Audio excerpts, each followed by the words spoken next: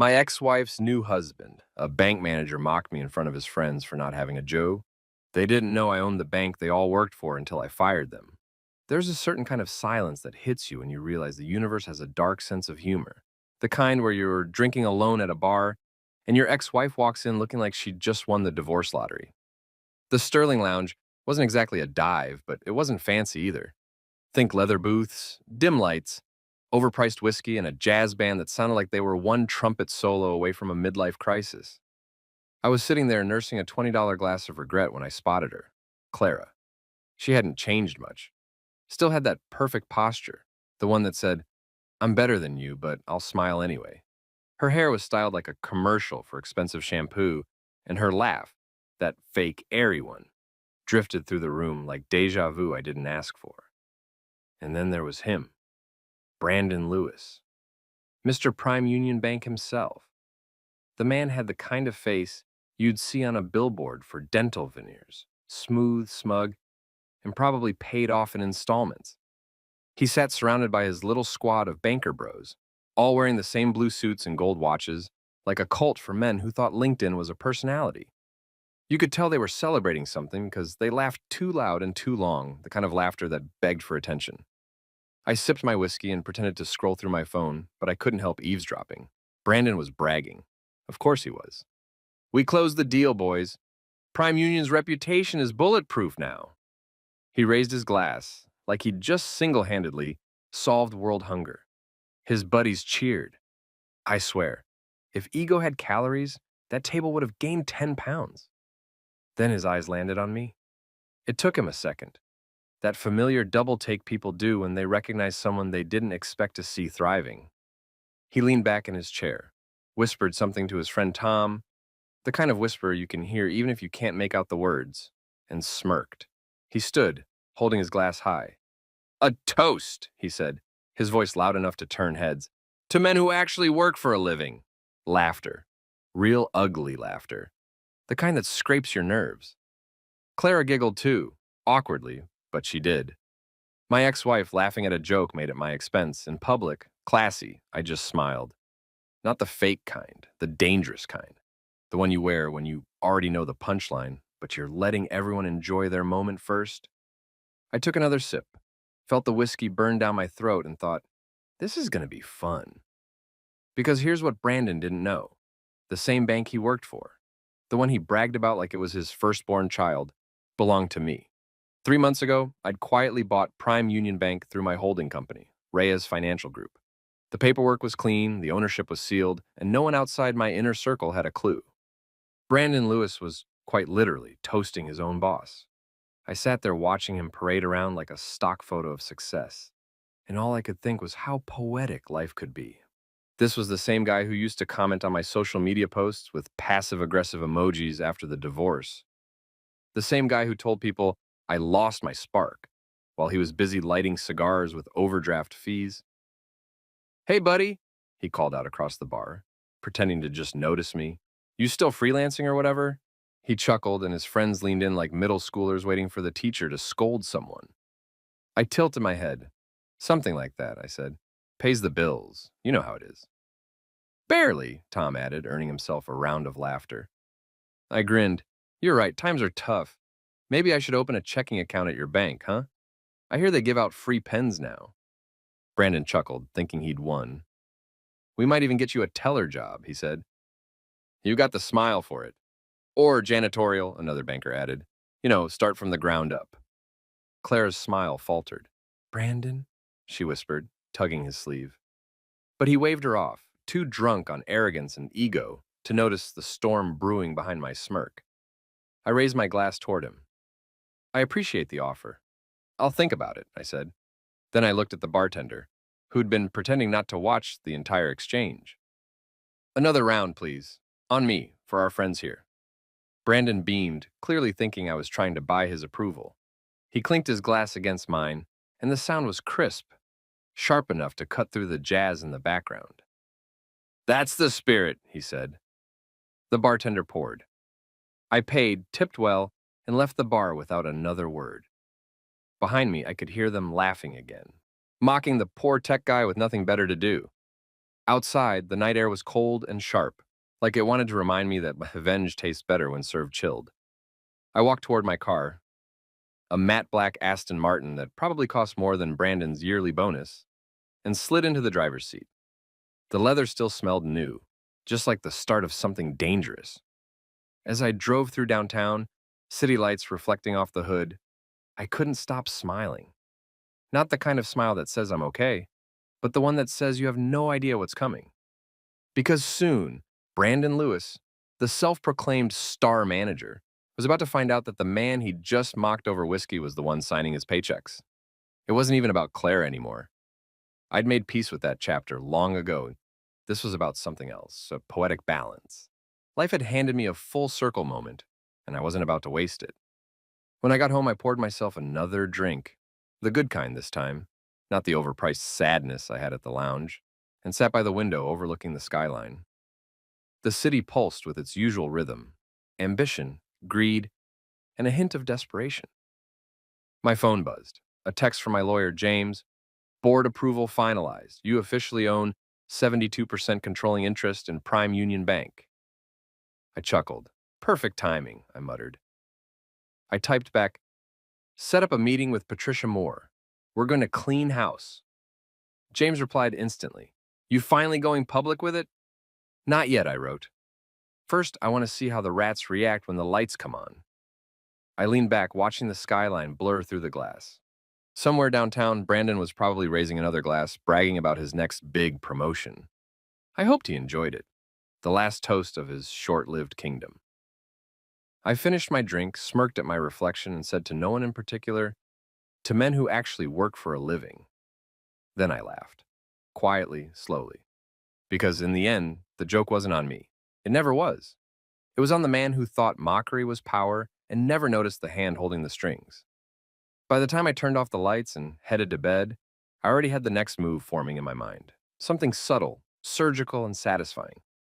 But that's a story for another glass of whiskey. Tonight, it was enough to know that the balance sheet of karma had just been updated, and for once, I was the one approving the audit. If you ever want to test the universe's sense of humor, try being ambitious in a town that worships mediocrity. I grew up in Portland, Oregon, not the hipster coffee capital you see on travel blogs now, but the older version, where rain came free and judgment came faster. My mom worked 2 jobs, day shift at a bakery, night shift cleaning offices. My dad fixed cars, mostly old Hondas held together by duct tape and prayer. And me? I sold refurbished phones out of a backpack during high school because prom dates didn't come cheap, and neither did Wi-Fi. While my classmates were out playing Who's Most Likely to Fail Econ 101, I was watching YouTube tutorials on how to code and flipping used phones on Craigslist for triple profit. I was that weird kid who could jailbreak your iPhone before lunch and sell it back to you with better apps by 5th period. People in my neighborhood thought ambition was contagious and avoided it like the plague. My best friend Tyler once said, "Bro, relax, you're 17. You don't need to be a billionaire yet." Yeah, tell that to the stack of overdue bills on our kitchen table. While everyone else posted selfies with captions like hashtag Friday Feels, I was posting PayPal invoices. My high school guidance counselor told me to be realistic about college. I told her to be realistic about her haircut. She didn't like me much after that. By 19, I'd saved enough to skip college entirely and dive headfirst into building something of my own. I rented a tiny 1-bedroom apartment that smelled like ambition and burnt ramen. The rent was $700 a month. My desk was an overturned milk crate. My Wi-Fi came from the neighbor's unsecured network. Rex the dog 123. I launched a startup called CoinLink, a fintech app that helped people budget by rounding up their daily purchases and investing the change. Yeah, that's right. While my friends were buying sneakers, I was building algorithms. My social life was a graveyard. My diet was caffeine and instant noodles, and my sleep schedule was a myth. The first version of CoinLink crashed more than a politician's promises, but I learned fast. I taught myself marketing, coding, and how to fake confidence during investor calls. One time, I gave a pitch so convincing, a venture capitalist wired me $50,000 before realizing I didn't even have an office address yet. When he asked, I said, "We're remote first." Cutting edge stuff. He nodded like I'd just invented Zoom. By 25, CoinLink had 300,000 users and a small but loyal cult following. People loved how brutally simple it was. I once got an email from a mom who said, "Your app helped me save for my kids' braces." That was the day I stopped doubting myself and started realizing maybe, just maybe, I was onto something. Then came the acquisition offer, 68 million from a Chicago-based investment firm. I remember sitting on my thrift store couch, staring at the email like it had to be a scam. $68 million. I refreshed the page twice, because you never trust the first read when you've been eating dollar pizza for years. But it was real. I sold. One signature later, I wasn't the broke kid from Portland anymore. I was Elliot Reyes, the 25-year-old tech millionaire with a chip on his shoulder and the IRS on speed dial. You'd think I went wild with the money, right? Nope. No Ferraris, no yachts, no mansion in the hills. I bought my mom a house, paid off my dad's debts, and hired a personal accountant who looked like he hadn't smiled since the Bush administration. The rest I invested, because money's only fun if it multiplies while you sleep. Then came Clara. She was everything I didn't know I needed and everything I should have known better than to want. I met her at a networking mixer downtown, one of those events where everyone wears name tags and pretends they aren't Googling each other under the table. She was studying business administration, working part-time at a cafe, and somehow still managed to look like she stepped out of a magazine. When she smiled, it hit me, like caffeine straight to the heart. She had that mix of intelligence and danger that made you think, this woman could ruin my life, and I'd still say thank you. We started talking over burnt coffee and sarcastic jokes about capitalism. She said she admired how I'd built something out of nothing. I said she made nothing look like everything. Yeah, I was smooth when I wanted to be. We started dating. Late night ramen became our ritual. I'd code until midnight, she'd quiz herself for exams, and we'd share stories about how we'd take over the world someday. It felt like a partnership, the kind where two dreamers fuel each other's chaos. By 27, we were married. A small ceremony, backyard lights, laughter, and promises we actually believed at the time. For a while, it was perfect. She was my anchor when success started to feel heavy. She celebrated every milestone, from the first million to the 50th. But success has this weird side effect. It doesn't just change you, it changes how people look at you. I started working longer hours, flying out to meetings, negotiating deals. Clara said she understood, but little by little, I could see the shift. The sighs got heavier, the smiles tighter. She started calling me Mr. Workaholic, like it was a cute nickname. But there was always a sting behind it. I'd come home to dinner already eaten, wine glasses already emptied. I thought it was a phase. It wasn't. One night she said, "Elliot, do you even know what day it is?" I panicked. A Tuesday? It was our anniversary. Yeah, I blew it. She didn't yell, she didn't cry. She just went quiet, the kind of quiet that hits harder than any argument.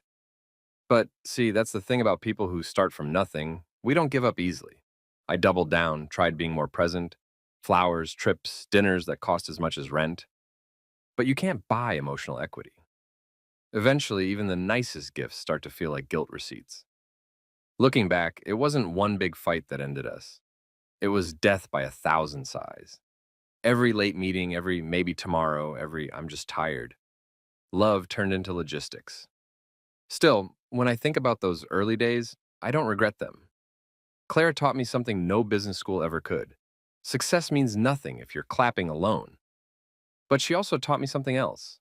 Some people only love you when you're still climbing. Once you reach the top, they start to resent the view. After the divorce, people asked if I hated her. I didn't. I hated that I let her opinion become my compass. I spent years building an empire out of scraps, only to hand the keys to someone who measured love in hours spent instead of dreams built. But hey, that's life. Some lessons cost more than tuition. So yeah, the rise of a nobody wasn't just about me going from 0 to 68 million. It was about the weird in between. The part where you realize money can fix everything except the people who make you question why you wanted it in the first place. You know the irony? Clara used to joke that she'd marry a banker because they're stable. Fast forward a few years and she did exactly that. Brandon Lewis, the human embodiment of a business card. I saw the engagement announcement on LinkedIn, of all places. She even tagged me in the post, probably by accident. The caption said, "Grateful to be marrying my best friend, my partner in everything." Translation: I finally found someone who leaves work at work. I didn't even comment. I just scrolled past, opened my investment dashboard, and watched my net worth quietly multiply. That's the beauty of silence. It's wealth in disguise. So, yeah, that's how the so called nobody from Portland became the guy who built an empire and lost a marriage in the same decade. I learned to play chess while everyone else was playing checkers. And while Clara was learning how to smile for Christmas cards with her banker husband, I was buying the board they were playing on. Funny thing, everyone thinks success is loud: sports cars, fancy suits, champagne toasts. But the real power move? It's subtle. It's when the people who underestimated you realize too late that you're the one writing their paychecks. But that's later. Back then, I was just a kid with a laptop, caffeine addiction, and a dream so big it made people uncomfortable. The nobody they once ignored was about to become the ghost in the system, the man who could rewrite the rules without anyone realizing it. If I'd known where it would all lead, maybe I would have taken a vacation, maybe I would have tried harder to save my marriage. But knowing me, probably not. Because while some people chase love, others chase legacy, and I wasn't done climbing yet, not even close. People always say divorce feels like a death, but they never mention it's more like a tax audit with tears. It doesn't happen all at once. It creeps up on you like a bad haircut. You swear it looks fine until one day you catch your reflection in a store window and realize you've been lying to yourself. That's how it was with Clara. It started small: missed dinners, fake smiles, those little eye rolls that say, "I used to love you, but now you breathe too loud." At first, I thought she was just stressed. Marriage isn't a movie montage. It's messy, loud, and smells like burnt toast half the time. I was working 14-hour days, juggling investments, acquisitions, and enough caffeine to legally qualify as an energy drink. Clara would text me things like, "Dinner?" And I'd reply with, "Can't, deadline." The irony, half the time, and I was the boss. I was the deadline. Then came the comments, subtle little jabs wrapped in sugar. "You're always on your laptop. Do you ever stop working? Maybe if you looked up once in a while, you'd notice me." I'd laugh it off. "Hey, I notice you. You're blocking the Wi-Fi signal." She didn't laugh. Turns out sarcasm doesn't work well as marriage therapy. One night we were watching some reality show where couples yelled at each other for prize money, and she said, "At least they're communicating." I said that, "Yeah, but one of them's sleeping on the couch tonight."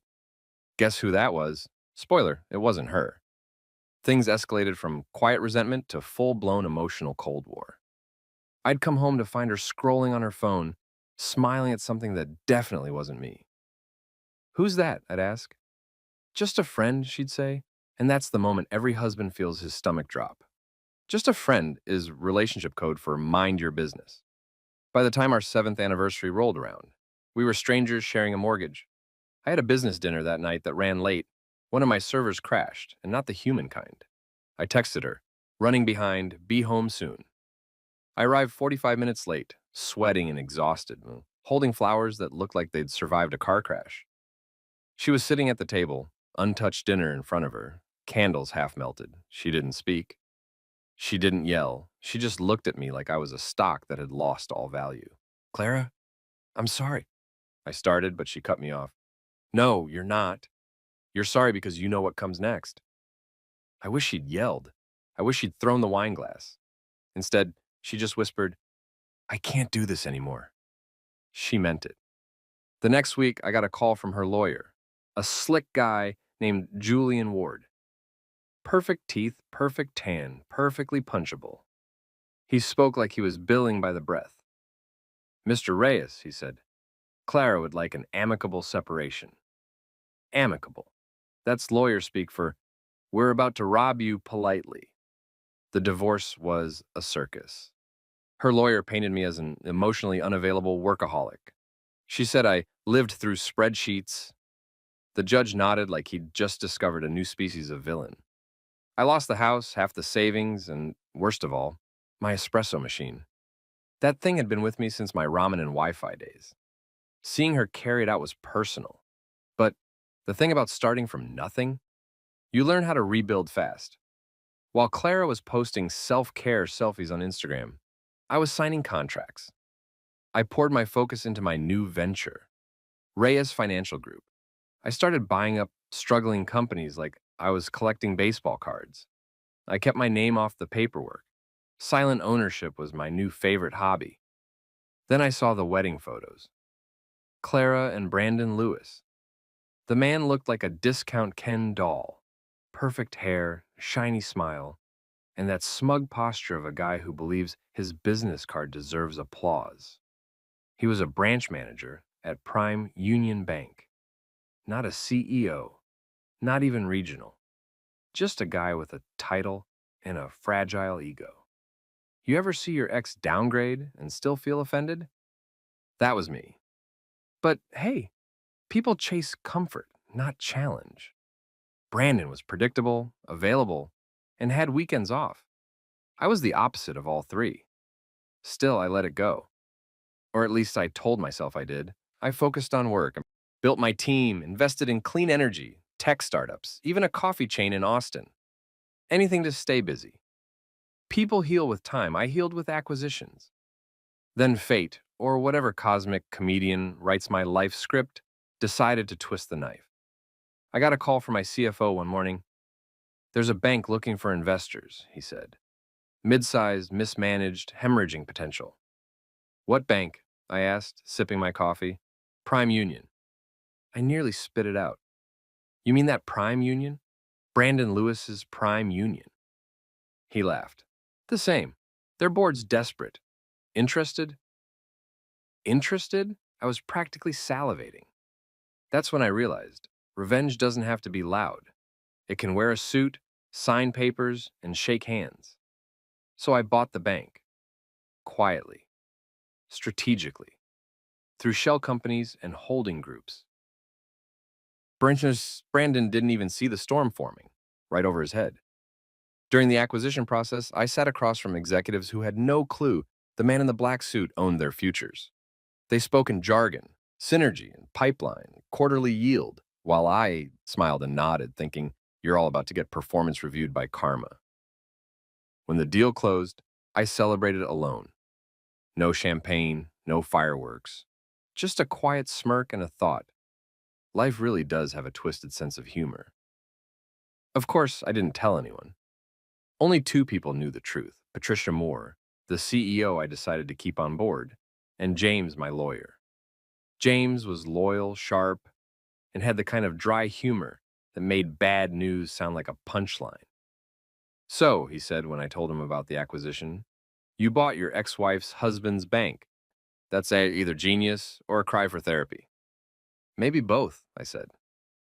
For the first time in years, I felt something close to satisfaction.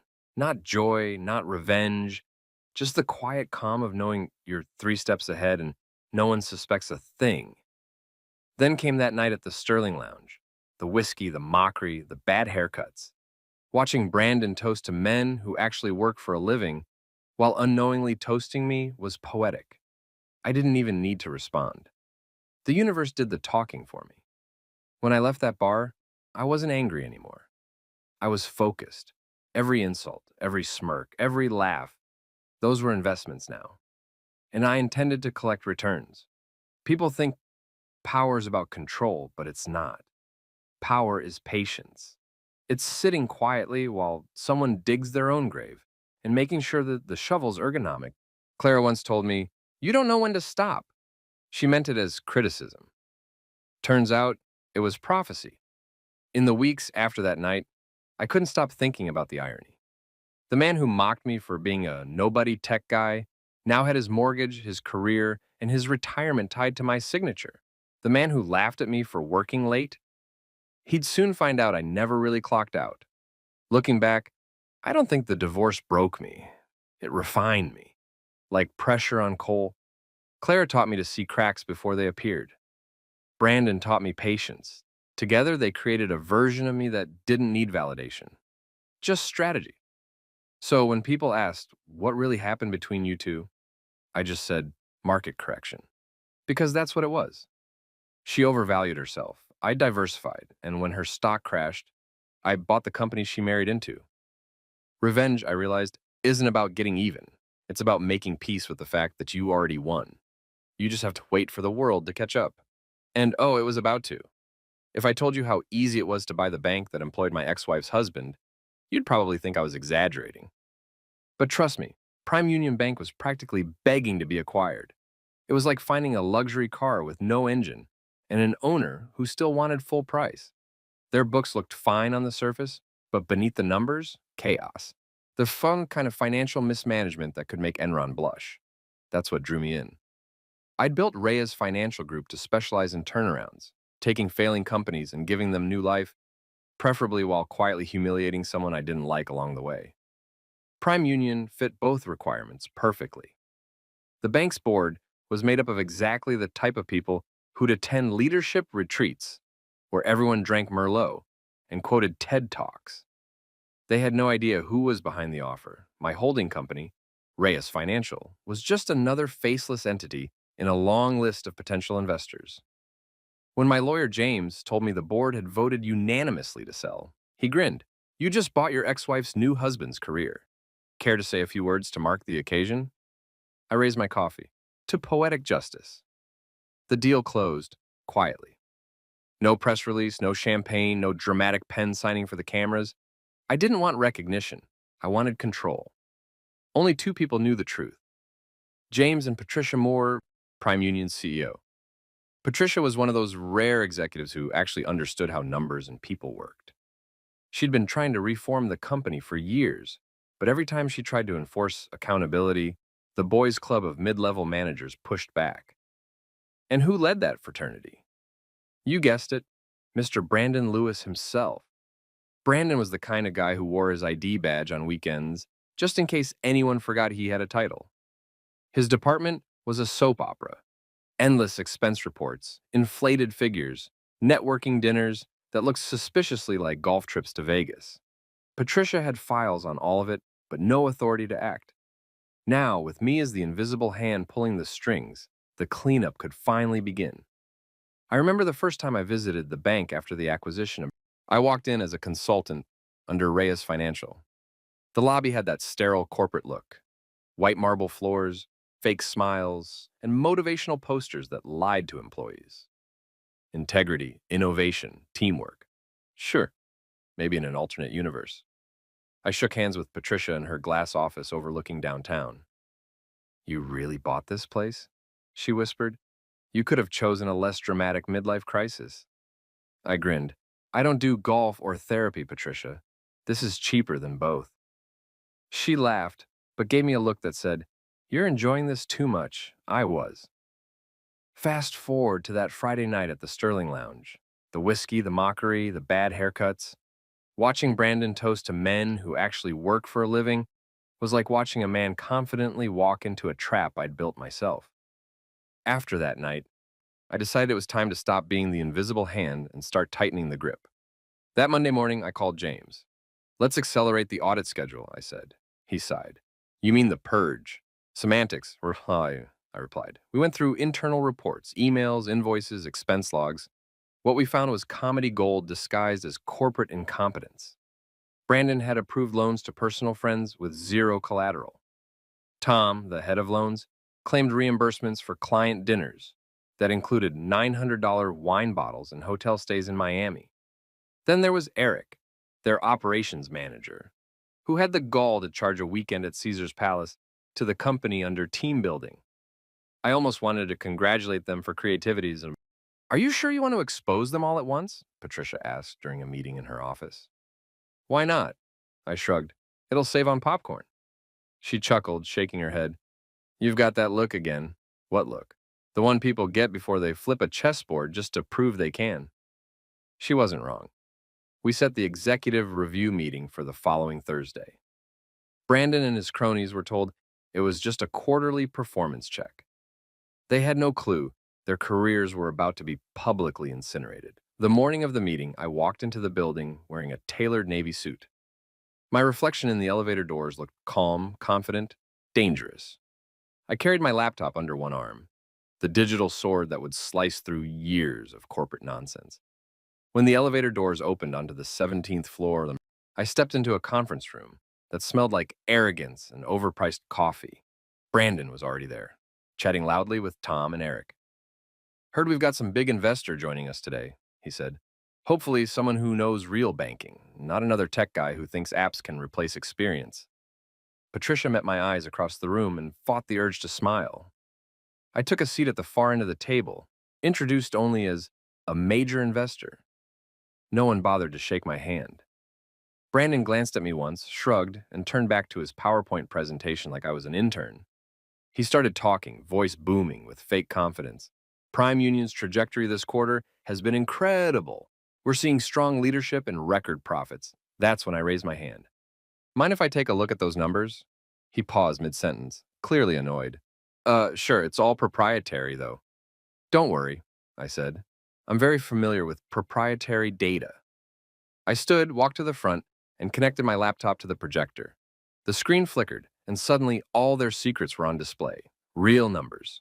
Declining profits. Employee complaints. Misuse of funds. Brandon's smile faltered. Tom went pale. Eric looked like he was reconsidering his life choices. Patricia leaned back, arms crossed, letting me do what she'd wanted to do for years. Ladies and gentlemen," I began, "this is what happens when leadership confuses confidence with competence. You call this record performance? I call it financial malpractice." Brandon stammered. "Well, who do you think you are?" I smiled. "Oh, that's right. I forgot to introduce myself properly." I closed the laptop, looked around the room, and said, "I'm Elliot Reyes, owner of Reyes Financial Group, the company that owns Prime Union Bank." The silence that followed could have been bottled and sold as a stress reliever. Brandon's jaw dropped. Tom muttered something that sounded like a prayer. Eric actually whispered, "Holy crap." Brandon recovered first, or tried to. "This is a joke," he said, forcing a laugh. "You're bluffing. Check the paperwork," I replied calmly. "Page 3, Section 8. You'll find my name there, right next to the part that says I can terminate executives for cause." Patricia slid the document across the table like a magician revealing her final trick. Brandon picked it up with trembling hands, his face drained of color as he read. I stepped closer. "Effective immediately, you, Tom, and Eric are terminated for unethical practices and falsifying internal reports. Security will escort you out. You'll receive your final paychecks after deductions for your extracurricular activities." Right on cue, two security officers appeared at the door. Brandon stood, trying to regain dignity he'd already lost. "This is outrageous," he shouted. I smirked. "What's outrageous is expensing a Vegas trip as team morale development." Tom tried to slip his phone into his pocket. The security guard stopped him. Eric didn't move at all. He just sat there, whispering, "I should have stayed in accounting." As they were escorted out, Brandon turned back, fuming. "You think this is over, Reyes? You think you can humiliate me?" "Oh, Brandon," I said, smiling softly. "You already did that yourself. I'm just cleaning up the mess." When the door shut behind them, the room erupted, not in chaos, but in applause. Employees who'd been silent for years clapped quietly at first, then louder. Patricia looked at me, half amused, half relieved. "Well," she said, "that was dramatic." "Understatement," I replied. That night, I walked out of the building into the crisp evening air, feeling lighter than I had in years. There was no celebration, no press statement, no public announcement. Just a man, his ex-wife's husband's bank, and the satisfying sound of poetic justice finally balancing the books. As I got into my car, I thought about Clara. She was probably at home, blissfully unaware that her new husband had just been fired by her old one. Somewhere deep inside, I felt the faintest pang of sympathy for her. Then I remembered her giggling that night at the Sterling Lounge, watching Brandon make jokes at my expense, and the sympathy evaporated like cheap perfume. I wasn't out for blood, I was out for balance, and for the first time in a long while, everything felt perfectly even. Sleep is supposed to reset your mind, right? Not mine. That night, I tossed and turned like my bed was made of unfinished business. Every insult from that bar replayed in my head. The smug laughter, the clinking glasses, the fake pity from a man who thought assets meant his Rolex collection. By 2 o'clock a.m., I was wide awake, staring at the ceiling, planning something that wasn't quite revenge, but definitely wasn't forgiveness either. My phone buzzed on the nightstand. It was my lawyer, James, responding to a text I'd sent hours ago. You awake? Let me guess, he said when I called. You're not calling to discuss your sleep hygiene. Brandon Lewis, I said flatly. He sighed. I was afraid of that. What did he do this time? Nothing new, just confirmed he's still an idiot. Ah, so the usual. What's the move? The move, I said, sitting up, is silent but savage. There was a pause. You know you say that every time you're about to do something completely insane, right? That's because insanity works, I replied. And it's fun.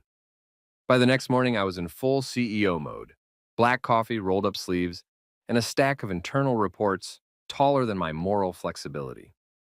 Patricia Moore met me in the executive office of Prime Union, looking both amused and slightly terrified. I know that look, she said. You're about to break something, aren't you? Not break, I said, flipping through a file. Restructure, efficiently, publicly, brutally. Patricia smiled faintly. You're enjoying this way too much. I've earned it, I said. The first step of Operation Silent Savage was simple information. If you want to bring down a castle, you don't storm the gates, you study the plumbing. James sent me everything he'd gathered on Brandon in his little frat house of finance. Falsified reimbursements, fake charity donations, credit cards that looked like personal piggy banks. My favorite was a receipt for a client development retreat in Vegas that included a charge for a private magician. Who hires a magician to improve their lending department? Apparently this guy does, James said. Also, you'll love this. He listed it under staff motivation. Yeah, I said, because nothing motivates employees like disappearing their integrity. Patricia wasn't exaggerating when she said she'd been blocked before. The old board loved Brandon's personality. He made them feel relevant. He had that fake leadership charm, firm handshakes, motivational quotes stolen from LinkedIn, and the emotional depth of a puddle. Every time Patricia tried to enforce accountability, the board would say, Brandon's got heart. He's a people person. Well, now he was about to be a jobless person. I told Patricia to set up an executive performance review for Thursday morning. She nodded slowly, a grin forming. You really want to do this in front of the entire board? Oh, absolutely, I said. If we're going to clean house, we might as well make it a corporate baptism. The days leading up to that meeting felt electric. My phone buzzed nonstop, investors calling, employees gossiping, and somewhere in between, Claire's name popped up in my inbox. I didn't open it. I didn't need to. I already knew what it said. Something halfway between nostalgia and self-preservation.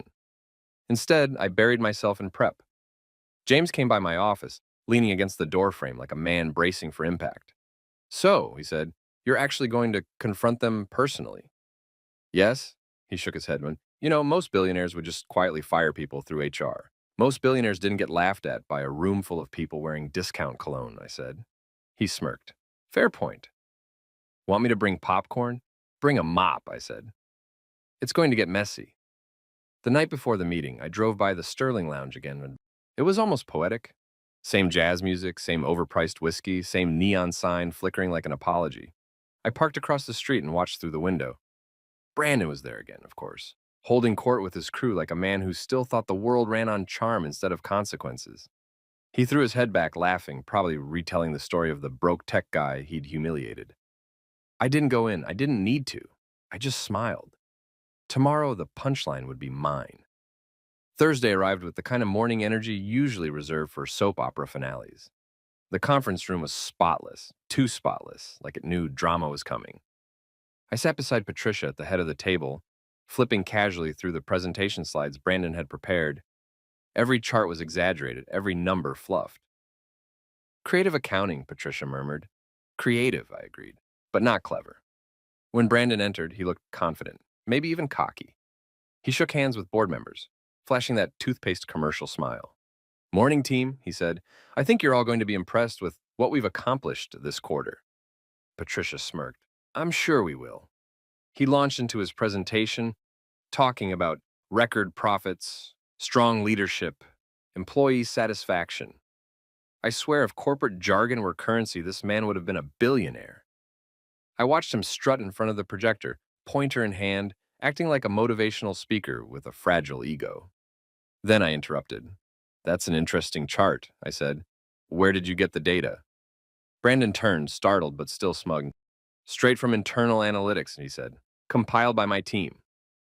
Oh, the same team that spent company money at Caesar's Palace? I asked. Laughter rippled nervously through the room. Brandon frowned. Excuse me? I stood. Actually, let me help you out. I brought some updated numbers. The projector flickered and up came a new slide. Real data this time. Declining client satisfaction. Loan fraud. Personal reimbursements. And at the bottom, an image of Brandon's expense report, complete with his signature next to a line item reading, Magician, Team Development. The room went dead silent. Patricia folded her hands, stone-faced. I believe Mr. Reyes has something to share, she said. Brandon blinked. Reyes? He turned toward me, clearly confused. You mean like the investor? Wait, you own the bank, I finished. Yes. He froze. You could almost hear his confidence shatter. You're lying. I wish I was, I said. But the paperwork says otherwise. Reyes Financial Group acquired Prime Union 3 months ago. And you, Mr. Lewis, have been one of my more entertaining employees. One of the board members coughed to hide a laugh. Brandon stammered. This is insane. You can't just come in here and terminate you? I asked. Actually, I can. Effective immediately. For a cause. 2 security officers appeared at the door, silent as ghosts. Brandon's face turned the color of bad coffee. He looked at Patricia for backup, but she just smiled. I tried to warn you, she said. Tom, the loanhead, tried to stand up, muttering something about misunderstandings, but his face was already on the next slide. Vegas receipts, fake expense claims, and a client dinner with no clients present. Eric followed, his tab labeled Wellness Retreat, Miami. I didn't raise my voice. I didn't have to. The calm in my tone did all the heavy lifting. You know, I said, when you're responsible for other people's money, there's this little thing called integrity. You might have heard of it. Usually comes right before unemployment. Brandon slammed his hand on the table. This isn't over. I tilted my head. You're right, it's not. You still have to turn in your company laptop. Even Patricia laughed at that one. When the guards escorted them out, the air in the room shifted. For a moment, no one spoke. Then one of the analysts at the end of the table, Linda Ramos, a quiet woman I'd noticed before, started clapping. It spread like wildfire. Within seconds, the entire staff was applauding. Patricia leaned over and whispered, I think you just became a legend. I don't want to be a legend, I said. I want a clean balance sheet. Same thing, she said, smiling. Later that evening, James called. So, how'd it go? Like a dream, I said. If the dream involved public executions and HR paperwork, he chuckled. You know, I almost feel bad for the guy. Don't, I said. He earned every minute of that downfall. That night, I poured myself a drink. Not whiskey this time, but rum, something smoother. I sat on the balcony of my penthouse overlooking the city lights. Below me were thousands of people finishing their work days, rushing home, unaware that one of their banks had just changed forever. My phone buzzed again. A text from an unknown number. You didn't have to do that. Clara. Of course. I stared at the screen for a long moment, then replied, didn't have to, wanted to. Her reply came minutes later. You really haven't changed. I smiled, typing one last message before setting my phone down. No, Clara, I finally have. Then I leaned back, the city hummed below me, blending with the quiet satisfaction in my chest. For once, I didn't feel angry. I didn't feel hurt. I just felt balanced, like life had finally, after all its detours, decided to hand me the scales. And somewhere out there, Brandon Lewis was staring at a termination letter with my name on it, wondering how the man he'd mocked in a bar became the ghost who owned his downfall. That's the beauty of silent plans. No noise, no warning, just the sweet sound of checkmate. There's a specific kind of tension you can taste in the air before a corporate ambush, somewhere between burnt coffee and impending unemployment. That was the atmosphere inside Prime Union Bank's 17th floor conference room the morning of the executive review. If someone had bottled the mix of anxiety, arrogance, and cheap cologne in that room, it would have sold out in every mid-level management seminar across the country. I arrived early because If you're going to ruin someone's professional life, punctuality is just good manners. Patricia Moore, the CEO, sat beside me, pretending to check her tablet. She wasn't nervous. She was excited. Patricia had been fighting for reform for years, but the old board never backed her. Now she had something better than board support. Me. The quiet, invisible owner with a grudge and a plan. Ready? She whispered, glancing at the door. Born ready, I said, straightening my tie. Let's call it a performance review with fireworks. By 9 o'clock a.m., the room filled up. Brandon Lewis entered first, all swagger and teeth, like a man walking onto a stage he thought belonged to him. His navy suit looked expensive, probably because it was. Bought with bonus money from fake expense claims, no doubt. He gave Patricia one of those condescending nods men give women in power when they still think they're in charge. Morning, Patricia, he said smoothly. I assume you've got our quarterly victory speech ready, she smiled. Something like that. Behind him trailed the rest of his entourage.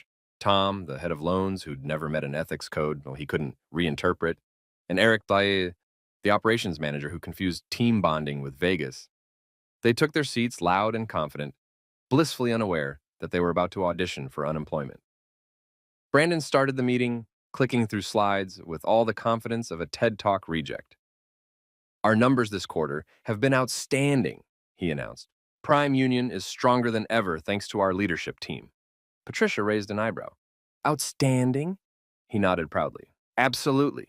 Client satisfaction's up, expenses are down, and morale is through the roof. I nearly laughed out loud. If morale were any higher, half the staff wouldn't have been secretly job hunting on LinkedIn. I leaned back listening as he bragged about strategic decisions and visionary management. Every word was corporate poetry, elegant, hollow, and fake. May I? I said suddenly, interrupting him mid-sentence. Brandon glanced at me, dismissive. Sure, I'm sorry, I didn't catch your name earlier. Elliot, I said with a polite smile. Just Elliot. I stood, laptop in hand, and walked to the front. The projector flickered, replacing Brandon's slideshow of lies with one titled Internal Reality Check. Interesting presentation, Brandon, I began. But I thought the team might appreciate a clearer picture of what's really happening here. The first slide appeared, a graph showing plummeting customer retention. The next, an expense audit. Then came the pièce de resistance, a photo of Brandon and Tom at Caesar's Palace, drinks in hand under a banner reading Team Building Weekend. You could hear a pin drop. What the hell is this? Brandon snapped. Receipts, I said calmly. Literally. He turned red. This is taken out of context. Oh, don't worry, I said, and there's plenty more context. Click. Another slide. Employee complaints, anonymous reports of toxic management, favoritism, and inappropriate expenditures. Then came Tom's masterpiece, a 4,800 charge labeled Client Relations Dinner, which, as it turned out, took place in Miami with 0 clients and 1 blackjack dealer. Patricia sat back, letting me work. I didn't raise my voice once. I didn't have to. My words cut quietly, surgically, leaving no room for denial. Prime Union's problem,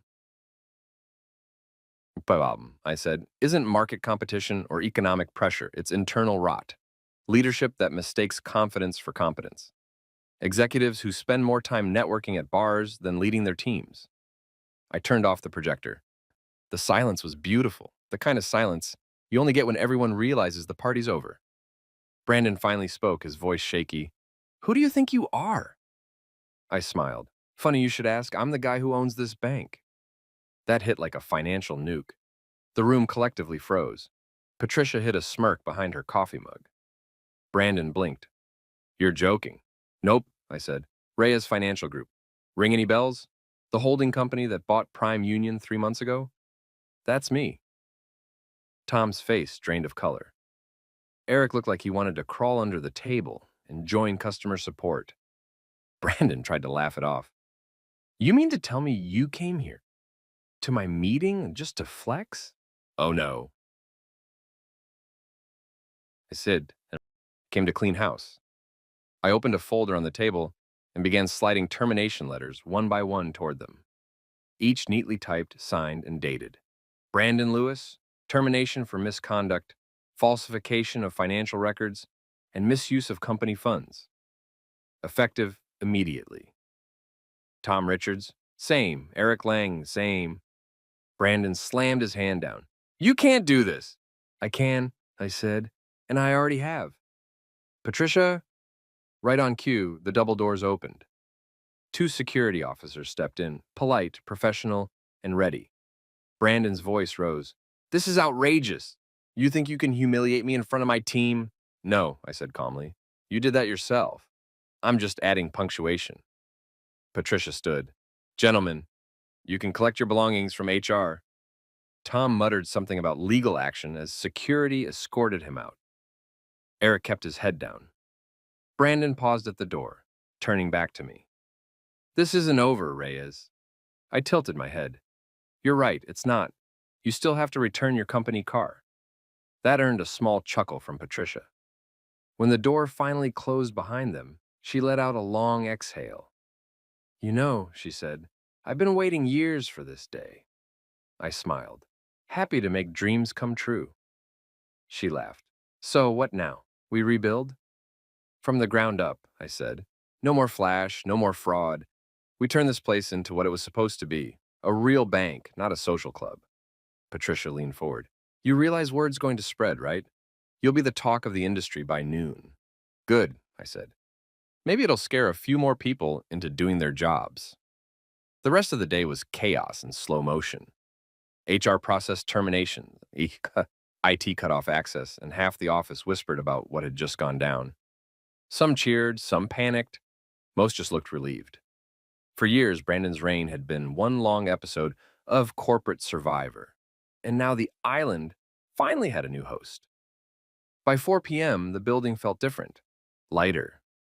Patricia walked into my office holding 2 coffees. You really shook the place, she said, handing me one. Good. It needed shaking. She nodded. The employees are already talking. I think they're hopeful. Hope's good, I said.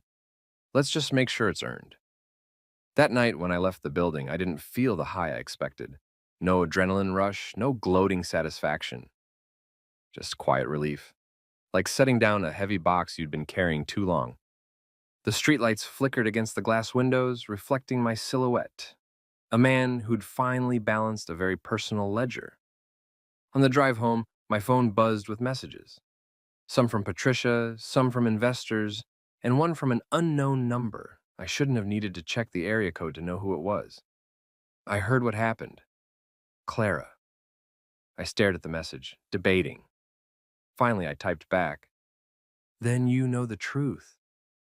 Her reply came fast. I didn't know he was like that. I'm sorry. I almost laughed. Not out of humor, out of exhaustion. People like Clara never see the rot until it ruins the furniture. I considered replying with something sharp. You sure you're sorry about him or about the lifestyle that came with him? But I didn't. I deleted the draft and put my phone away. Silence can be louder than words. When I pulled into my driveway, the night was still. My house, my home finally free of ghosts from the past, stood like a fortress of calm. I poured myself a drink, sat on the couch, and thought about how poetic it all was. A man once mocked me for being a nobody. Now his name was on a termination notice with my signature. Karma didn't always need to shout. Sometimes it just needed a conference room and a well-timed PowerPoint. By midnight, I was finally ready to sleep, really sleep, for the first time in months. I didn't dream about revenge or success or Clara. I dreamed about peace. And when I woke up the next morning, that peace still lingered, soft and quiet, like background music to a life finally back in tune. There's no sound quite like corporate gossip moving through a building. It's not talking, not quite whispering, but something in between, a hum, like bees that suddenly realized they're free. The morning after the firings, that hum was everywhere. You could feel it in the elevators, in the break room, even in the way people typed. Faster, freer, lighter. Prime Union Bank didn't just breathe again. It exhaled 3 years of tension. And every single exhale sounded a lot like, finally. I showed up late that day, not because I wanted to, but because I could. Walking through the lobby was surreal. The same employees who used to avoid eye contact with executives now nodded and smiled. One security guard, the same guy who'd escorted Brandon out the day before, gave me a subtle salute. Good morning, Mr. Reyes, he said. Hell of a day yesterday, I grinned. Let's hope today's quieter. Upstairs, Patricia was already in action. She had her sleeves rolled up, her coffee black, and a look that screamed efficiency. "You're trending," she said the moment I walked into her office. "Trending?" She spun her laptop toward me. Someone had leaked a clip from the meeting, the moment I introduced myself as the owner. It had gone viral on LinkedIn of all places. The caption read, "When the quiet investor isn't so quiet anymore." The comments were a mix of shock, applause, and people claiming they'd always suspected Brandon was shady. Of course they did. People have perfect hindsight when it's safe. Patricia smirked. "You're basically a meme now. The internet loves poetic justice." I shrugged. "Good for them. I'm not doing interviews." "Oh, don't worry." She said, "They'll move on. They always do. But internally?" She leaned forward. "You've got a staff that finally believes things can change. That's worth more than any headline." She was right. The next few days were chaos wrapped in gratitude, and departments were reorganized, new policies implemented, and for the first time in a decade, people weren't terrified to speak their minds. One by one, employees came up to me, some nervous, some tearful, all genuine. "Thank you, Mr. Reyes," said a young woman named Lydia from customer service. "I've worked here 6 years, and it's never felt like this." Then came Linda Ramos, the loan officer I'd noticed before, the one Brandon used to bully during meetings, cutting her off mid-sentence like her opinions were spam emails. I remembered her because she had that quiet resilience, the kind of person who survives bad management without becoming bitter. Patricia called me into her office one afternoon. Linda was there looking stunned. "Elliot," Patricia said, "I believe you know Linda." "Of course," I said. "You were the one who caught that fake client account last quarter, weren't you?" She nodded timidly. "Yes, sir." Patricia smiled. "We'd like to make her the new branch manager." Linda blinked, speechless. "Me?" "Yes, you," I said. "You've earned it." She actually started crying. Real tears, not performative ones. "No one ever believed in me," she whispered. I smiled. "Well, believe it now. You're running this place." It was one of those moments that reminded me why I'd started building businesses in the first place. Not for revenge, not for money, but for that, the chance to put the right people in the right seats. Of course, not everyone was thrilled. Some of Brandon's old allies tried to stay under the radar, hoping the storm would pass. But James, my lawyer slash corporate bloodhound, was already combing through every department. "You want full accountability, right?" he said over the phone. "Then buckle up. I'm finding skeletons in closets that haven't been opened since 2009. "Good," I said. "Air them all out." He laughed. "You're terrifying when you're calm, you know that?" "Occupational hazard," I replied. By the end of the week, the bank looked completely different. The energy was contagious. People stayed late not because they had to, but because they wanted to. Meetings were productive instead of performative. For once, Prime Union actually lived up to its slogan: integrity, trust, accountability. 3 words Brandon probably thought were just for the commercials. Then, out of nowhere, Claire texted me. The notification popped up while I was reviewing reports. "I heard what happened." "I didn't know Brandon was like that. I'm sorry." I stared at the message for a long time, thumb hovering over the keyboard. There was a time when that kind of apology would have cracked something inside me. Some soft corners still holding on to nostalgia. But now, it barely moved the needle. I typed a response. "We all learn who people really are eventually." Then deleted it. Too gracious. I tried again. "I'm sure you'll land on your feet." Too sarcastic. In the end, I didn't reply at all. Because silence, when properly timed, is louder than any insult. That night, I found myself back at the Sterling Lounge, sitting in the same booth where it had all started. The same bartender recognized me and smiled. "You're the guy from that video, right?" "Apparently," I said, sipping my drink. He chuckled. "Man, you handled that like a pro. That dude had it coming." "Most do," I said. Halfway through my second glass, someone approached. It was Linda again, this time in civilian clothes, her hair down, her confidence showing. "I didn't think I'd run into you here," she said, smiling nervously. "Guess I'm predictable," I said. "Whiskey and irony are kind of my thing." She laughed, then grew serious. "I just wanted to thank you again. You didn't have to do what you did." "Sure I did," I said. "No one else was going to." She nodded. "Still, you gave people hope." It's been a long time since anyone around here believed in fairness. I looked at her for a moment. There was something grounding about her honesty. No agenda, no charm offensive, just sincerity. Fairness, I said. Not exactly a popular concept in banking. Maybe that's why we need it, she replied. We talked for an hour about the industry, about life, about how exhausting it is to constantly prove yourself to people who only see numbers.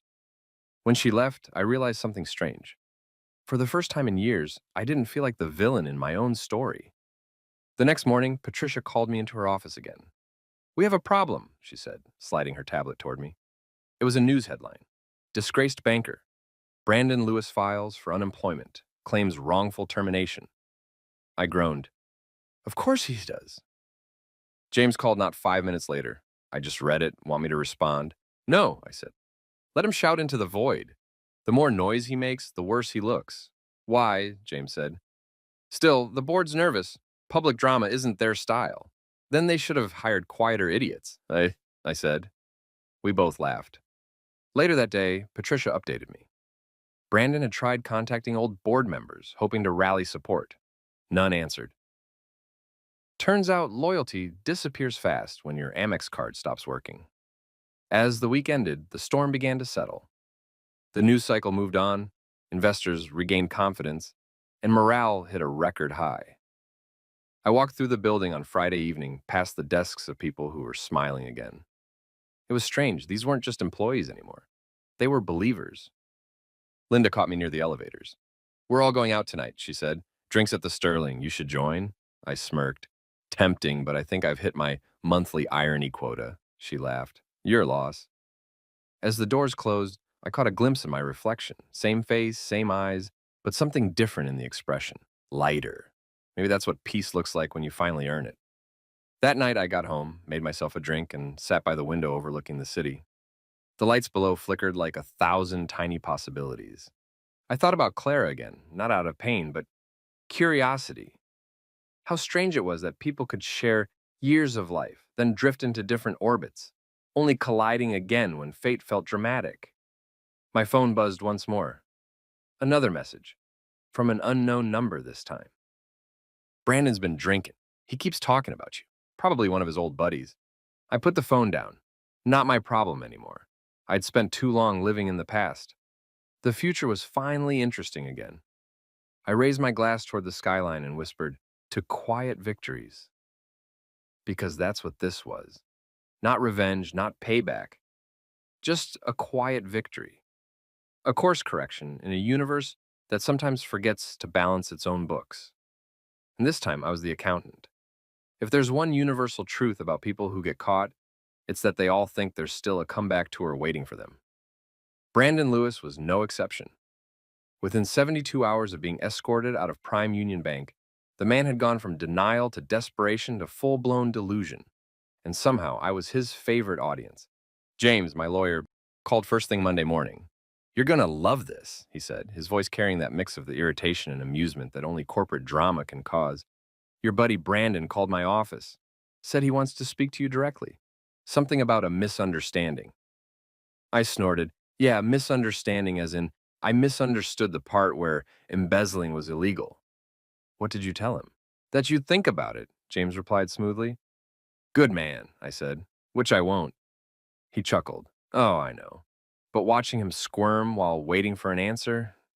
Priceless. When I got to the bank, Patricia met me in the hallway, holding a latte like it was an Olympic torch of caffeine and sarcasm. Guess who called HR this morning? She asked. I raised a brow. Brandon? Bingo. Apparently, he thinks he can smooth things over if he talks to the right people. He even offered to take a pay cut. I laughed. He can keep cutting until it hits zero. I already helped him out with that part. Patricia smirked. You're enjoying this? Immensely, I said, but not for the reasons you think. Because honestly, this wasn't about revenge anymore. It had morphed into something more satisfying. Accountability. Watching karma punch the time clock for overtime. The day rolled on like any other, except for the fact that every other email in my inbox contained a headline about Prime Union's leadership shakeup. Some financial blogs were calling it the corporate purge. One even used a photo of me in the article. They'd caught me mid-blink, making me look like I was plotting world domination, not entirely inaccurate. By noon, I was sitting in the boardroom with Patricia and a few department heads reviewing quarterly projections. The new management was already working miracles. Linda Ramos, our freshly promoted branch manager, was killing it. Loan approvals were up. Customer satisfaction had skyrocketed. The toxic culture Brandon had built was evaporating faster than his LinkedIn endorsements. Patricia flipped through the reports, smiling. You know, she said, you might have done in 1 week what I couldn't in 5 years. Don't give me too much credit, I said. You were the one trying to clean this place while they were busy hosting poker nights on the company dime. True, she said, chuckling, but it's easier to enforce ethics when the guy at the top actually believes in them. Before I could reply, my phone buzzed again. James. Of course. Talk to me, I said, answering mid-meeting. You're not going to like this, he said. Try me. Brandon's filed a formal complaint with the Department of Labor. Claims wrongful termination and emotional distress. Says he was targeted due to personal bias. I nearly laughed coffee out my nose. Personal bias? What bias? I hated him professionally, too. James snorted. I figured you'd say that. Don't worry, it's going nowhere. We've got the receipts, but you might want to know he's been reaching out to reporters. Of course he was. Some people can't accept a fall without a spotlight. After the call, Patricia glanced at me. Everything okay? Just Brandon trying to redefine damage control. Gunshunchery, I said. He's like a raccoon in a trash fire. Too dumb to stop. Too stubborn to die. She laughed so hard she nearly spilled her coffee. You know, I miss this energy in leadership. By mid-afternoon, the news started breaking in waves. Headlines like, disgraced banker fights back and Brandon Lewis speaks out. He gave an interview to a local business channel, wearing a wrinkled suit and the world's most insincere expression of regret. I was blindsided, he said to the camera. After years of service, they replaced loyalty with humiliation. This wasn't about ethics. This was personal. I turned down the volume and watched his face without sound. It was almost artistic. The subtle twitch in his jaw, the desperate glint in his eyes. The man wasn't apologizing. He was auditioning. Patricia walked in halfway through. He's really doing the poor me routine? Yep, such. He's one sad violin away from an Oscar. He's not even good at it, she said, shaking her head. He's crying about loyalty when he literally billed a magician to the company. That made me laugh. To be fair, he probably thought the magician could make the evidence disappear. By the next morning, the public was already over it. The internet's attention span is shorter than Brandon's temper. The article stopped trending, and the focus shifted to the bank's new direction. Our PR team handled it masterfully, emphasizing transparency, employee empowerment, and community rebuilding. We even announced a scholarship fund for underprivileged students pursuing finance degrees. The same day that news hit, Prime Union's stock price jumped 12%. Brandon's little media stunt, forgotten. The only thing he'd successfully accomplished was getting his face memed into oblivion. My favorite one had his quote, "This was personal," pasted over a photo of me smiling at a press conference with the caption, "It's only personal if you get caught." A week later, James called again. So, Brandon dropped the complaint. Already? I asked. Yeah, probably realized he'd need to explain the receipts you leaked. Sorry, I mean the ones that mysteriously found their way to the press. I feigned innocence. Leaks happen, public interest and all that. James chuckled. Right, and I suppose the public just happened to find his expense report interesting. It's not my fault people appreciate transparency, he sighed. You're enjoying this too much. Correction, I said. I'm enjoying the symmetry. After the dust settled, the real work began. Patricia and I spent weeks restructuring the organization. We implemented employee profit sharing, revamped HR policies, and established an anonymous reporting line for ethical concerns. You know, the kind of stuff every corporate website claims to value but rarely enforces. And people noticed. The mood was different now. Staff lunches turned into brainstorming sessions. Managers actually listened. It was the kind of workplace I wished existed when I was building my first startup. Driven, fair, and human. One afternoon, Linda stopped by my office. She looked nervous but determined. Mr. Reyes, I just wanted to say thank you again. You changed everything here. I smiled. I didn't change anything. I just cleared the path. You all did the work. She hesitated, then said quietly, Still, it's nice to finally work somewhere that doesn't make you dread Mondays. When she left, I sat there staring at the view from my office window. The skyline shimmered in the distance, and for once I felt something I hadn't in years, calm. Not the artificial calm of success or victory, but the real kind. The kind that comes when you know you've done something right, even if it started from something wrong. That evening, as I walked out of the building, my phone buzzed again. A text from an unfamiliar number. You ruined me. No name, but I didn't need one. I typed back, You did that yourself. Then I deleted the thread. Because closure doesn't always need to be poetic. Sometimes it's just a clean inbox. From there, Prime Union thrived. Investors came back. Clients returned. Even the media started calling us a model of corporate redemption. I hated the phrasing. It sounded like we'd joined a reality show for repentant CEOs, but I couldn't deny the progress. One Friday evening, I found myself back at the Sterling Lounge. Not out of nostalgia this time, but curiosity. The same bartender spotted me and grinned. Back again, huh? Guess I like full circles, I said. He poured my usual and nodded toward the TV above the bar. Hey, that's your bank, right? They're talking about you guys again. I looked up. The headline read, Prime Union Bank, from scandal to success story. I raised my glass to the screen. To recovery, I muttered. As the whiskey burned its way down, I thought about everything that had led to that moment. The humiliation, the anger, the late-night plotting. Funny how something that started with spite ended in stability. By the time I left, the streets were quiet. The city lights reflected off the wet pavement, blurring into streaks of gold and blue. I stopped for a moment, hands in my pockets, and took it all in. The irony, the peace, the strange sense of justice. Because in the end, I didn't need to ruin Brandon Lewis. I just needed to remove him from my orbit and let the universe do what it does best, balance itself. And damn, it did it beautifully. They say you never really see your past coming until it's standing in front of you, holding a to-go cup and pretending everything's fine. For me, that moment arrived on a rainy Wednesday morning at a downtown cafe. I was there for caffeine and quiet. Instead, I got Clara. She looked like nostalgia wrapped in bad timing. Same sleek hair, same I read self-help books now smile. Only difference was the exhaustion in her eyes, the kind that comes from loving someone who spends more time blaming the universe than paying the bills. She spotted me before I could duck behind the pastry case. Elliot? Great, no escape. Clara, I said, forcing a polite grin. Wow, long time. 3 years, she said instantly, like she'd been keeping score. Mind if I sit? I gestured to the chair across from me.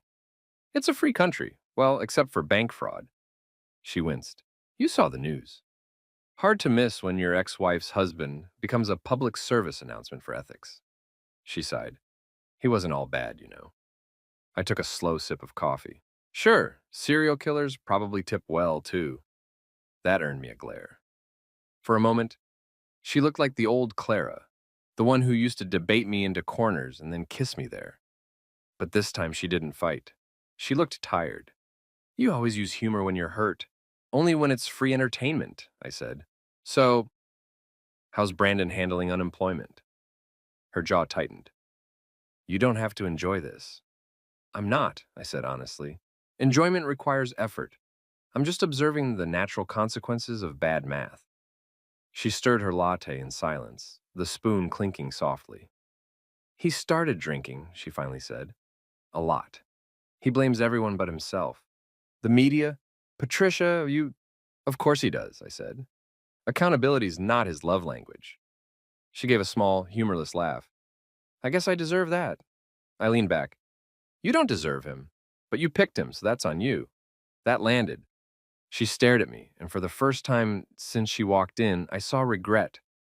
Not the shallow kind people post online, but the deep, quiet kind that sits heavy behind the eyes. You were right, she said softly. About everything, about people like him, about me. That caught me off guard. About you? She nodded. You said once that I liked comfort more than challenge. I hated hearing that. But you were right. I wanted stability so badly, I mistook routine for love. I didn't know what to say. For years, I'd imagined this conversation, her realizing, apologizing, maybe even crying. But now that it was happening, it didn't feel like victory. It just felt done. I'm not here to make things weird, she continued. I just wanted to apologize for everything. I nodded slowly. Apology accepted. She looked surprised. Just like that? Yeah, I said. Holding grudges is expensive. I prefer long-term investments. That made her smile. A real one this time. You always did talk like a balance sheet. Occupational hazard, I said. There was a pause. Outside, rain tapped against the window like impatient fingers. Then she said it. Maybe you and I. No, I interrupted gently. Her eyes widened. I didn't even finish. You didn't have to, I said. That account's been permanently closed. The barista at the next table tried not to laugh, and Clara's cheeks flushed. I almost felt bad. Almost. Elliot, she said quietly, I'm not asking to get back together. I just thought maybe we could be friends. I looked at her for a long moment. Friends? Clara, we skipped friendship and went straight to shared assets. Going backwards would just confuse the paperwork. She sighed, defeated but strangely relieved. I guess I deserve that, too. I shrugged. Maybe, but look, I don't hate you. I never did. You just stopped being my peace, and I stopped pretending that was okay. She nodded, eyes glistening. You've changed. Not really, I said. I just stopped apologizing for being ambitious. We sat in silence for another minute, listening to the rain. She finally stood, adjusting her coat. For what it's worth, I'm glad you're doing well. I am too, I said. As she turned to leave, I called after her. Clara? She paused. Next time you choose someone, make sure they don't need you to shrink so they can feel tall. She gave a small, sad smile. Goodbye, Elliot. And that was it. No tears, no movie-style closure. Just two people who had finally run out of versions of each other. I sat there for a while after she left, watching the rain slide down the glass. The barista brought me a refill and whispered, Dude, that was savage. I chuckled. Nah, that was mercy. Later that day, I stopped by Prime Union. The place was buzzing with energy. Employees who used to avoid eye contact now greeted me like I was a coworker instead of a corporate overlord. Patricia waved me into her office, grinning. You look lighter, she said. I just deleted 5 years of emotional debt, I said. Feels nice. She laughed. Good, because we've got bigger things to focus on. The new mentorship program, Linda's running it. She's phenomenal. I nodded. She's earned it. Give her everything she needs. Patricia smirked. You really trust her? I trust competence, I said, and she's got it. We spent the next hour reviewing expansion plans. For the first time in a long time, work didn't feel like escape. It felt like purpose. Maybe that was the real revenge. Not proving people wrong, but proving yourself right. Around 6, I left the office and walked through downtown, umbrella in hand, feeling strangely peaceful. The storm had passed, literally and metaphorically. I stopped at a crosswalk and caught my reflection in a store window. The guy staring back didn't look angry anymore. He looked free. My phone buzzed, a text from James.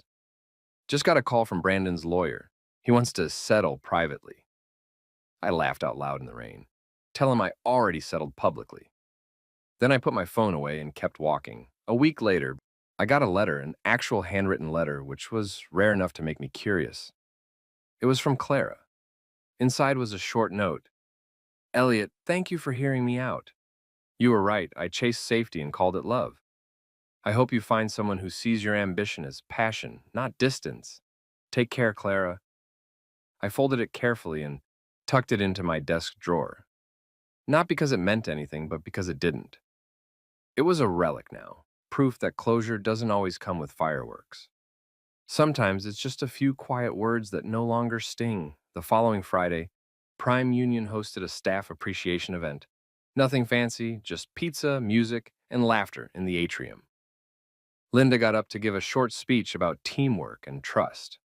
Watching her speak, confident and unshakable, I felt proud in a way I hadn't since my first startup. Afterwards, she found me near the back. You know, she said, I think you've done more for this place than you realize. I smiled. Maybe, but it's people like you who make it work. She hesitated. You ever think about what's next? After this, I looked around the room at the laughter, the energy, the lightness. Maybe not everything needs a next. Maybe some things just need time to be good. She smiled. That's rare coming from you. Don't tell anyone, I said. Ruins my reputation. We laughed, and for the first time in years, I didn't feel the urge to prove anything to Clara, to Brandon, to the world. The storm was over. The damage had been repaired. And somewhere in that quiet balance between past and future, I found peace. As I left the building that night, on city lights reflecting off wet pavement, I thought about how far I'd come from that kid in Portland who sold refurbished phones to pay bills. Life had a strange way of circling back, testing you with the same people, same lessons, until you finally passed the exam. Claire's chapter was closed. Brandon's story had ended itself. And me, I was just getting started on the sequel, the one without ghosts. 6 months later, Prime Union Bank wasn't just functioning. It was thriving, like a phoenix that had eaten its competition and asked for dessert. The press couldn't get enough of it. From scandal to standard, one headline read. The redemption of Prime Union, said another. I preferred the part where I finally relax, but no one ever asked the guy who did the heavy lifting. The numbers were stunning. Profits were up 60%. Customer trust was through the roof, and for the first time in years, the company's slogan, integrity, trust, accountability, wasn't a lie. Patricia had turned into the kind of leader employees actually wanted to follow, not just tolerate. Linda, the new branch manager, was already a rising star, giving interviews about ethical transformation in modern banking. I sat in my office, reading one of those articles, and couldn't help but smile. It was ironic. Brandon once toasted to men who actually work for a living. Turns out, he'd been cheering for me the whole time. I was going through quarterly reports one afternoon when Patricia popped her head into my office. You've got a visitor, she said, smirking. Tell them to email me like a civilized person. Not this one. She brought cookies. Ah, the universal bribe. Tessa walked in, holding a small white box and a grin that could have been copyrighted. She was one of our senior accountants, a recent hire with a wicked sense of humor and a zero-tolerance policy for nonsense. She set the box down on my desk. These are homemade, she said. Don't worry, they're not poisoned. Unless you're gluten-free, in which case, Godspeed. I laughed. Thanks, Tessa. I needed the sugar rush. These reports are trying to kill me. She sat across from me, folding her hands. So, you're the guy who bought his ex-wife's husband's bank, huh? I raised an eyebrow. Word travels fast. Please, she said. It's corporate folklore now. I heard you didn't even flinch when you fired him. I had practice, I said. Marriage is good training for that. She snorted. You know, most people would have rubbed it in her face, the ex, I mean. Tempting, I admitted, but silence is cheaper and lasts longer. Tessa smiled. Fair point. So what made you buy a bank anyway? Revenge or profit? Both, I said honestly. At first it was revenge, but now it's profit with purpose. She nodded thoughtfully. That's a dangerous combination. I know, I said. That's what makes it fun. We ended up talking for over an hour about business, life, and how both are just long games disguised as short ones. She was sharp, funny, and had this calm confidence that reminded me of myself before life started throwing curveballs. When she left, she said, Next time, I'm bringing coffee. You look like a man who overthinks spreadsheets. She wasn't wrong. As the months went by, the chaos faded into routine, except this time, it was the good kind.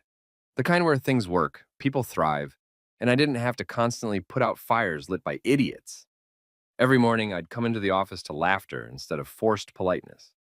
Linda's mentorship program was already expanding to new branches, and Patricia had started holding lunch with leadership sessions that didn't make employees want to fake food poisoning. It was strange. After years of fighting, fixing, and proving, I was finally content. Not ecstatic, not euphoric, just peacefully content. That's when I realized success isn't loud. It doesn't need to shout or sparkle. It just sits there quietly, nodding at you like, good job, you survived. One evening, I was locking up when Patricia stopped me in the hallway. You ever gonna let yourself take a vacation? She asked. I don't believe in those, I said. They're just emails with better scenery. Come on, Elliot, she said, grinning. You've earned one. The team can handle things without you for a week. I laughed. You say that now, but remember what happened when I let Brandon handle things for a week? Touche, she said. Still, at least think about it. Maybe go somewhere warm. Meet someone who isn't on payroll. Working on it, I said, thinking of Tessa and her cookies. That night, I went home to an apartment that finally felt like mine. Not a temporary stop between meetings, but a home. The city skyline glowed through the windows. I poured myself a drink and scrolled through my emails. Investors, journalists. One subject line caught my eye. You won. It was from James. Attached was the final settlement notice for Brandon's case. He'd officially withdrawn all claims. The message was short and sweet. No appeal. He's done. Enjoy the view. I smiled. I already am. The next morning, I drove to the bank early. The sun was just rising, painting the skyline gold. As I walked through the lobby, I passed the giant Prime Union billboard outside, the one Brandon had designed back in his I'm important days. It still read, trust, integrity, accountability. For the first time, I believed it. Later that week, Patricia called an all-staff meeting. The auditorium was full, the energy palpable. She got up on stage and announced that the bank had hit record-breaking profits. And it's all because we remembered that leadership isn't about titles, she said. It's about trust. The room erupted in applause. People clapped, whistled, cheered. Then someone shouted, "Speech from Mr. Reyes!" I wasn't prepared, but I walked up anyway. The microphone felt heavier than usual. You know, I started, I never planned to end up here. I built tech, not banks. But when I saw what this place could be, I realized something. Business isn't about revenge or reputation. It's about balance. The kind you can't put in a spreadsheet, the kind you earn by doing right by people. I looked out at them, faces smiling, hopeful, alive. You don't get second chances often in life, I continued. So when you do, make it count. And if someone ever tells you you're not enough, remember, you don't have to be loud to win. You just have to be right. The applause that followed was thunderous. Even Patricia wiped a tear discreetly. After the meeting, Linda found me backstage. You know, you're actually good at this leader thing, she said. Don't tell anyone, I said. I have a reputation as a cynic to maintain. She laughed. Too late. They love you. Later that evening, I found Tessa waiting outside my office, 2 coffees in hand. You killed that speech, she said. I winged it, I admitted. I usually charge extra for public speaking. She handed me a coffee. Then consider this your payment. Double shot latte with exactly 2 sugars, right? I blinked. How did you? Accounting, she said. We notice everything. We ended up walking out together, talking about nothing and everything. The city buzzed around us. Alive, messy, perfect. She told me about her plans to start a financial literacy program for underprivileged kids. I told her I'd fund it. She called me a show-off. I called her a troublemaker. It felt easy. The kind of easy that doesn't need translation. When we reached the parking lot, she turned to me. So, she said, smiling, what now for the guy who owns everything? Start over, I said. But this time, without needing to prove anything. She grinned. That's the best kind of success. I watched her drive off, then looked up at the night sky. The same skyline that once represented stress now just looked beautiful, peaceful, balanced. Standing there, I realized something important. Brandon's arrogance had given me motivation. Clara's betrayal had given me perspective, but rebuilding, quietly, steadily, honestly, had given me meaning. That's the part no one talks about in revenge stories. The end isn't about payback. It's about peace. The next morning, I got an email from Patricia. The subject line read simply, Legacy. Inside was a photo of the new company mural being installed in the lobby. It said, Prime Union Bank. People before profit. Underneath, in small letters, a quote from me. The real balance sheet isn't in your books. It's in how people remember you. I sat there staring at the image, smiling. For once, I didn't feel like correcting anyone. Revenge hadn't made me rich. Growth had. Forgiveness hadn't made me weak. It made me unstoppable. And in the end, the greatest ROI wasn't in dollars. It was in dignity. As I walked out of my office that afternoon, the world felt lighter. The staff waved, the lobby gleamed, and the air hummed with something rare in corporate life. Hope. I paused by the door, glancing once more at the mural. Then I whispered to myself, now that's what I call interest well earned. And for the first time in a long time, I laughed. Not the bitter kind, not the hollow kind, just laughter. Real, full, free. Because the final entry on my life's ledger wasn't revenge or victory. It was peace. And that, I decided, was the only balance that ever really mattered.